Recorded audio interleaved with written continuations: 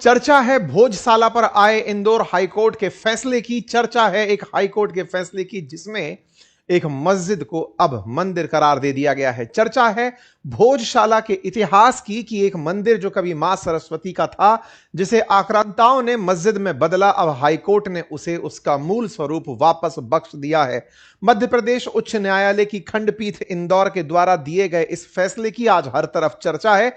इसीलिए आज के सेशन में हम इस इतिहास को समझेंगे कि असल में भोजशाला का मंदिर प्रमाण क्या है, मस्जिद प्रमाण क्या है, एएसआई का मामला क्या है, कैसे कभी हिंदू और मुस्लिम दोनों को एएसआई ने मंगल और शुक्र के हिसाब से पूजा करने का अवसर दिया हुआ था। सारी बातें आज के सेशन में डिटेल से चर्चा करेंगे, लेकिन इतिहास से और आज तक वर्तमान स्थिति की डिस्प्यूट कहां से शुरू हुआ, सरकारों का क्या मत था, अंग्रेजों का क्या काल था, मां सरस्वती की मूर्ति ब्रिटेन में कर क्या रही है, भारत सरकार क्या कर रही है, सारी बातें आज के सेशन। मध्य प्रदेश हाईकोर्ट की इंदौर बेंच ने भोजशाला मंदिर और कमाल मौला मस्जिद विवाद को लेकर के बहुप्रतीक्षित मामले में फैसला सुना दिया है। कोर्ट ने फैसला देते हुए इसे वाग देवी का मंदिर माना है। कहा है कि राजा भोज के समय यह शिक्षा का एक बड़ा केंद्र था, ऐसे में यहां मूर्ति लगाई जा सकती है।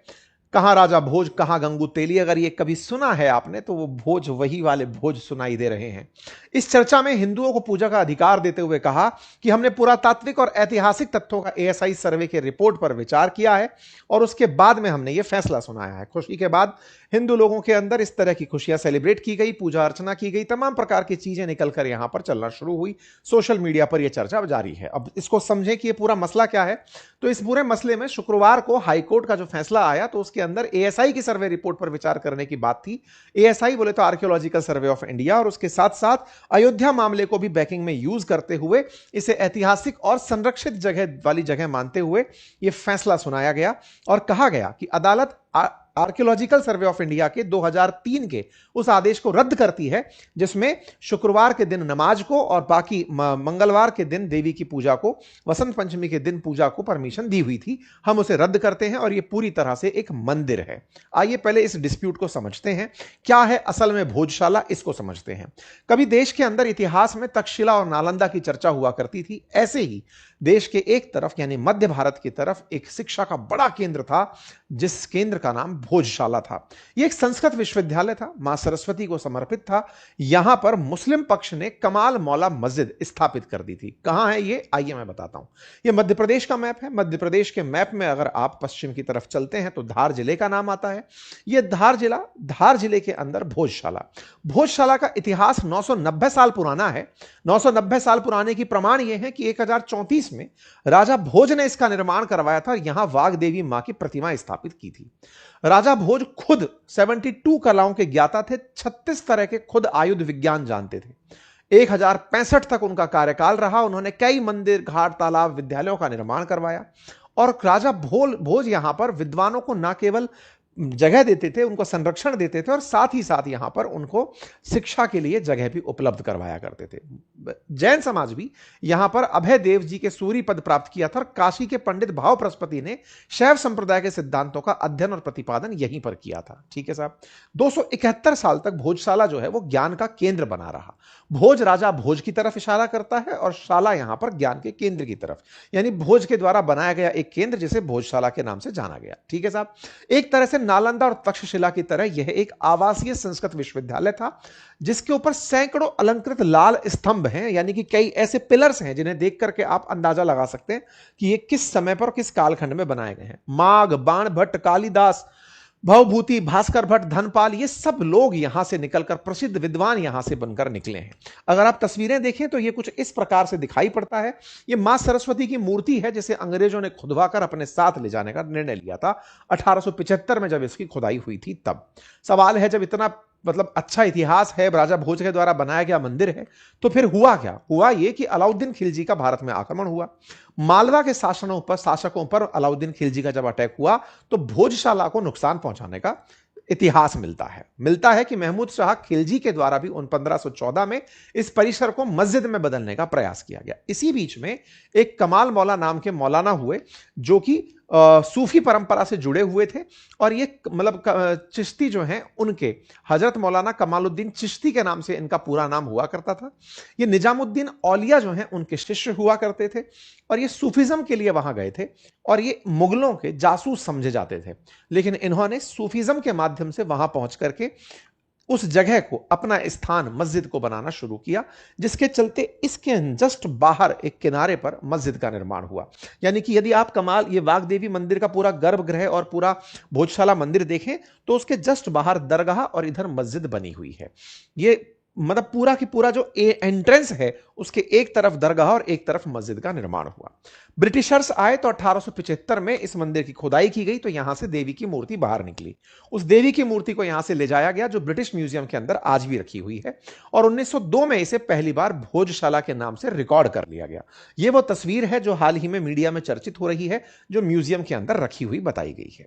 धीरे धीरे परिवर्तन बढ़ते गया ये कि देश आजाद हुआ। देश आजादी के बाद में फिर हिंदू समुदाय ने इसे रिक्लेम किया कि यह जगह हमारी है। लेकिन 1991 में भारत के अंदर एक एक्ट आ जाता है और उस एक्ट का नाम होता है प्लेसेस ऑफ वर्शिप एक्ट, जिस एक्ट में यह कहा गया कि देश की आजादी के समय जो भी धार्मिक जगह थी, जिसका जो भी स्टेटस था, वो हिंदू है, मुस्लिम है, ईसाई है, जो भी है, वो वैसी ही रहेगी। अब उनका स्टेटस चेंज नहीं किया जाएगा। यह कहा गया था जब बाबरी मस्जिद का मामला हुआ था उस समय पर, जब अयोध्या मंदिर को लेकर के वहां पर बाबरी मस्जिद विध्वंस हुआ तो बोले इस तरह की घटनाएं और ना देखने को मिले। तो 1991 में प्लेसेस ऑफ वर्शिप एक्ट आया कि कोई दोबारा किसी ऐसे ऐतिहासिक धरोहर को क्लेम ना कर दे। बचने के लिए इस तरह की बातें निकल कर आई। बाद में क्या हुआ, आज स्थिति यह है कि उस प्लेसेस ऑफ वर्शिप एक्ट के चलते बहुत से मंदिर जिनको तोड़कर कभी मस्जिद बनाया गया, जिनका स्वरूप बदल दिया गया, उन्हें उस एक्ट से संरक्षण मिला हुआ है। अगर कोई उसके अंदर छेड़खानी करता है या फिर रिक्लेम करने का प्रयास करता है तो 3 साल तक की सजा का प्रावधान है।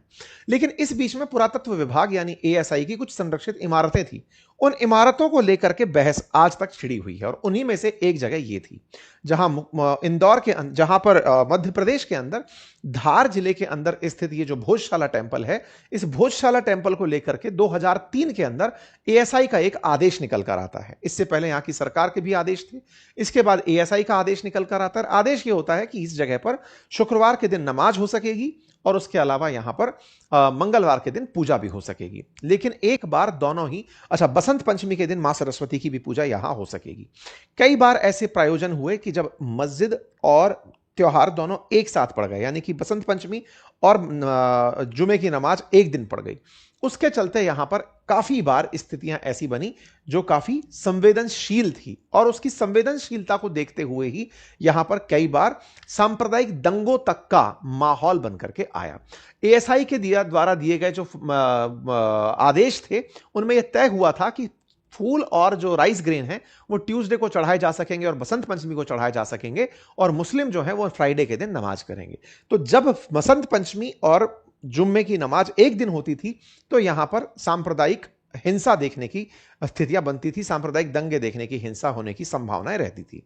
एएसआई के इस सर्वे के बाद में फिर स्थितियां बिगड़ते हुए जब बाद में लोगों की डिमांड बढ़ने लगी इसके ऊपर का, जब इधर की तरफ अयोध्या मंदिर का फैसला होकर आया तो लोगों ने भोजशाला मामले पर फिर से 2024 में अपनी बातें रखना शुरू किया। कोर्ट के अंदर इस बात को रखा गया कि साहब आर्कियोलॉजिकल सर्वे ऑफ इंडिया को कहा जाए कि यहां की सारी जगहों का, बंद हुए गर्भगृह का, जो कमरे बंद हैं उन सब का सर्वे किया जाए और जो जानकारी है वो सबके सामने निकाली जाए। तो 2024 में एएसआई के द्वारा भोजशाला का सर्वे कंप्लीट करके सरकार के सामने रखा गया और उसमें यह तय हुआ, जानकारी में निकल कर आया कि 188 यहां पर ऐसे पिलर्स हैं जिनमें से 106 खड़े हुए हैं और 82 आड़े स्तंभ हैं।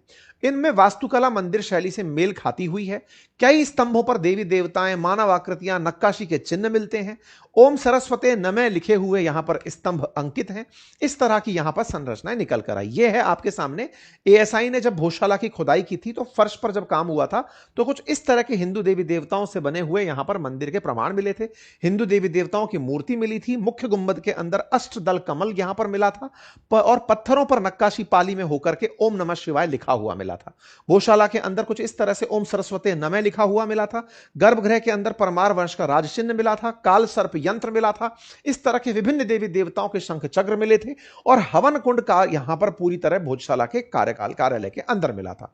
भोजशाला का जो स्तंभ है उसमें हिंदू भगवान की नष्ट हुई मूर्ति मिली थी और यहां पर कमरे का जो गेट था उसके दोनों तरफ द्वारपाल के रूप में देवी देवताओं की मूर्तियां मिली थी। इस तरह की जब सीताराम लिखी हुई भी एएसआई को संरक्षित भाषा में पाली भाषा के अंदर सामग्री मिली थी। यह जो फैक्ट रिपोर्ट थी यही कोर्ट के सामने रखी गई। कोर्ट फरवरी 2026 से इस मामले पर सुनवाई कर रहा है।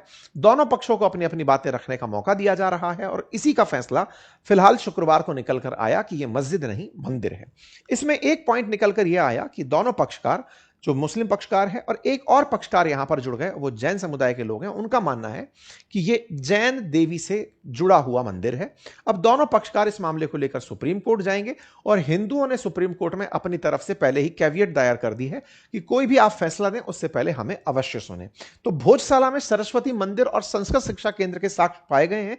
यह हाईकोर्ट का फैसला है जिसमें एएसआई के तथ्यों को आधार बनाया गया है। अब उन्होंने सरकार को यह जिम्मेदारी दी है कि यहां पर ऐतिहासिक और पुरातात्विक महत्व वाले प्राचीन स्मारकों और मंदिरों की सुरक्षा सुनिश्चित करें और गर्भगृह और धार्मिक आस्था से जुड़ी देवी देवताओं की संरचना को संरक्षित करें। ठीक है, तो कुल मिलाकर के अब यहां पर हिंदू पक्ष को मंदिर मिल गया है।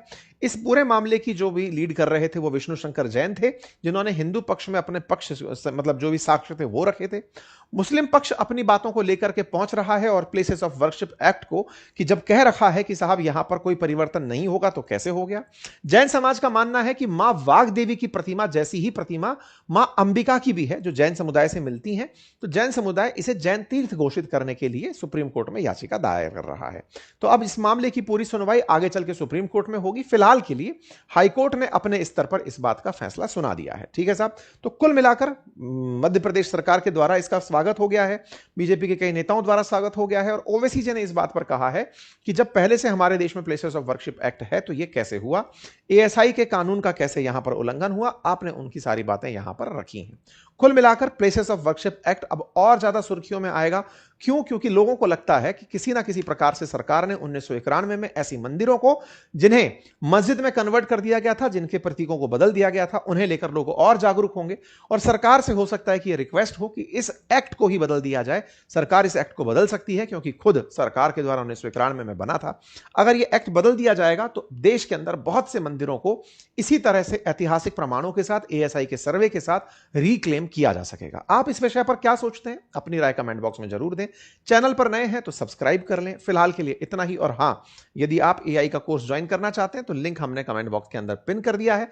कोर्स जाकर ज्वाइन करें, समर कूपन कोड यूज करें। फिलहाल के लिए इतना ही। बहुत बहुत धन्यवाद।